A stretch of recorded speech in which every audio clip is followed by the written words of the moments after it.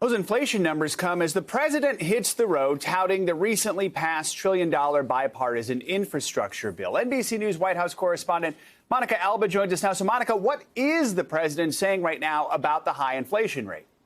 Well, this did put the White House on defensive a bit, Joe, because yesterday when the president scheduled this event, he thought he was going to be touting this legislative victory on the bipartisan infrastructure plan. But of course, those inflation numbers put everything into a bit of a different context. And he did want to send a message to consumers that he understands. He offered a sympathetic tone. He said, essentially, I feel your pain. And then he made an argument for why he thinks the rest of his economic agenda might be the answer to some of these woes. Take a listen. Many people remain unsettled about the economy, and we all know why. They see higher prices. They go to the store online, or they can't, or they go to the store or go online, and they can't find what they always want and when they want it. And we're tracking these issues and trying to figure out how to tackle them head on. My administration, with the help of the folks on my left over here, has a plan to finish the job at getting us back to normal from the pandemic and having a stronger economy than we ever had before.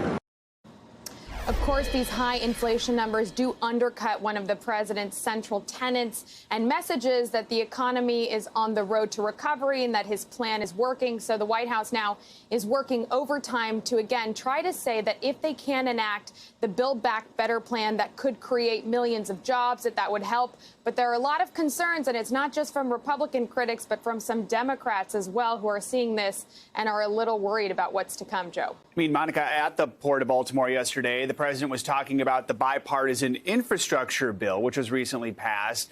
Does the White House think that bill could help fight inflation? That's a part of it. And of course, there's a main question here about the implementation of that $1.2 trillion plan. That shovels will be going into the ground soon. The president, of course, has already announced a signing ceremony with Republicans and Democrats here at the White House on Monday. And then he said Americans should start to feel the effects of that 1 to 2 months from now. So it's still going to take a little bit of time, but that is this administration's position.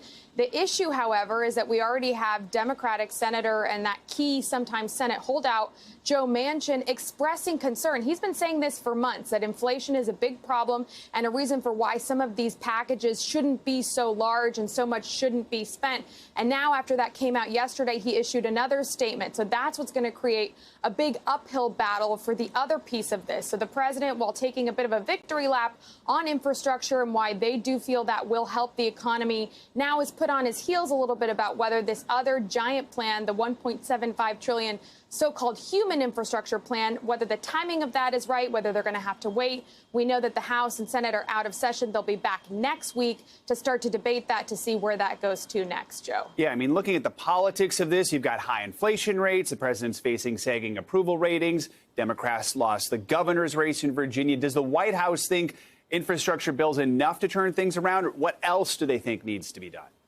They are really going to point to what they've been talking about for the last 10 months, which a big part of this is also the pandemic, and reminding everybody that in the midst of this health crisis, vaccinations need to continue and that people need to remain vigilant. Now that kids 5 to 11 are approved, parents should try to get them to get their shots. Anyone who's eligible for a booster. The president and the White House are going to argue that, of course, these twin crises from the economic perspective and from COVID-19 are something that need to be tackled together. So they're going to continue to argue that while saying things like child care, elder care, everything that's in the so-called human infrastructure bill and the Build Back Better plan, they believe can really help with that. The question is, again, this implementation.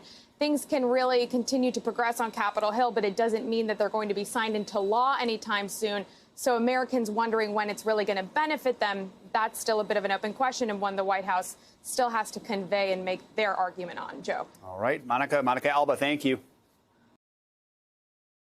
Thanks for watching our YouTube channel. Follow today's top stories and breaking news by downloading the NBC News app.